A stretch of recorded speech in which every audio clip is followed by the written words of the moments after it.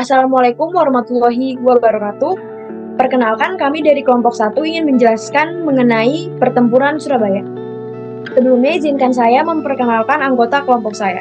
Yang pertama ada Ananda Maulana Yusuf. Yang kedua ada Rofah, saya sendiri. Dan yang terakhir ada Dewi Kirana.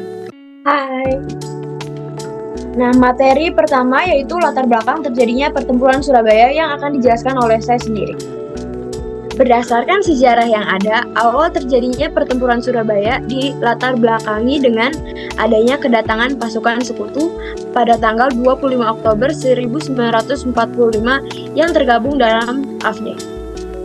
Tujuan awal dari kedatangan sekutu tersebut adalah mengamankan tawanan perang, melucuti senjata para tentara Jepang, serta menciptakan ketertiban setelah mengumandangkan kemerdekaan tersebut.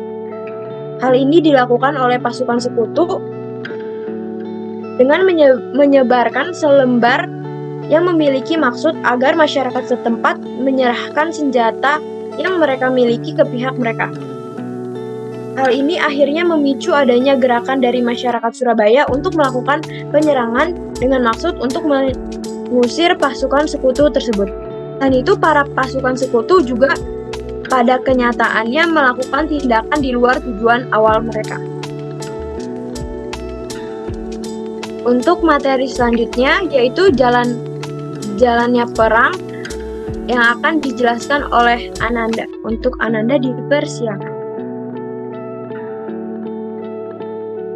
Yang kedua yaitu jalannya pertempuran atau kronologi pertempuran. Kronologi awal dari insiden ini dimulai pada tanggal 19 September 1945, di mana sekelompok orang Belanda yang dipimpin oleh Mr. Brockman mengibarkan bendera negara Belanda yang berwarna merah, putih, dan biru tanpa adanya persetujuan dari pihak Republik Indonesia di kota Surabaya pada saat itu. Pada masyarakat Surabaya yang melihat hal tersebut menjadi kesal dan marah. Hal ini membuat seorang perwakilan Indonesia yaitu Rasiden Sudirman mendatangi Hotel Yamato, tempat mereka mengibarkan bendera tersebut untuk berdiskusi dengan pimpinan sekutu yaitu Brockman, agar bendera tersebut dapat diturunkan dan tidak terjadinya keributan. Namun, diskusi itu yang ada tidak berjalan lancar dan pimpinan mereka menolak untuk menurunkan benderanya.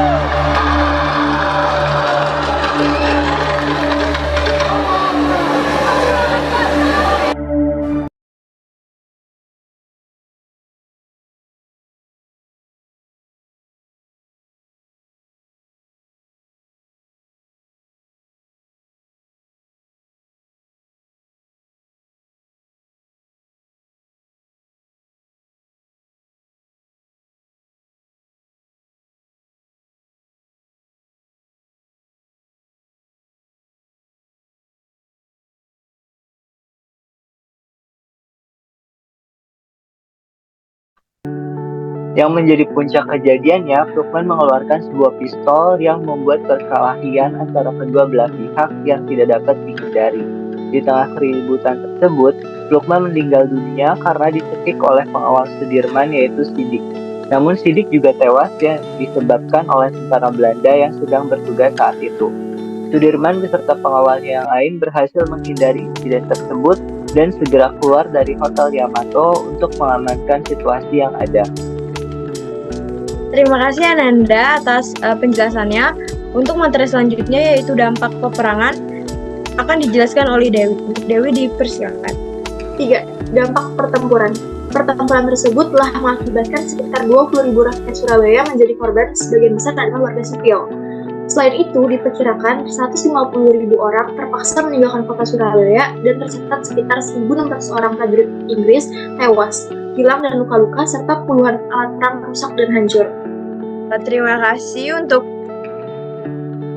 Dewi atas penjelasannya. Untuk materi selanjutnya yaitu tokoh-tokoh akan dijelaskan oleh Ananda dan Dewi. Untuk Ananda dan Dewi dipersilahkan.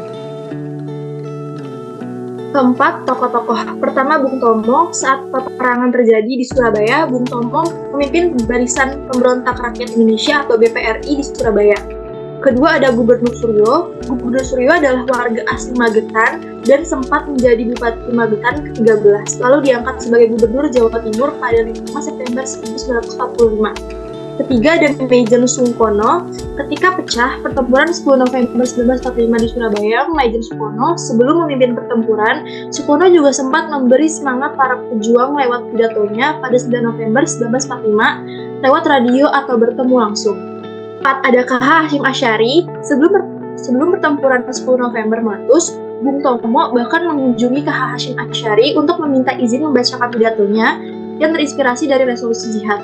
Kelima, HR Muhammad Mangodiprodjo. Ternyata dia disandera di dalam dan di luar gedung ada yang menembak AWS Maladi sehingga pertempuran dahsyat 10 November 1945 kemudian pecah. Selanjutnya yaitu yang keenam, Madam Muriel Suklari Walker. Pemerintah Belanda menjanjikan 50.000 gulden kepada orang Indonesia yang bisa menyerahkan Suri Tantri ke markas besar tentara Belanda di Surabaya. Peristiwa tersebut membuat Ketut Tantri dijuluki Surabaya Sue atau penggugat dari Surabaya. Selanjutnya yang ketujuh ada Mustopo, seorang dokter dan pejuang kemerdekaan yang pada akhir Perang Dunia II bertugas mengendalikan kekuatan militer di Surabaya. Yang kedelapan ada Sugiarto, dan yang kesembilan ada Abdul Wahab.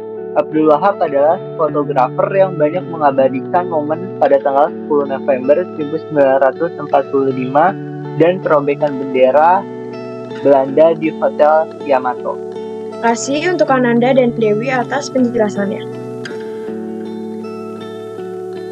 Sekian presentasi dari kami, kurang lebihnya mohon maaf.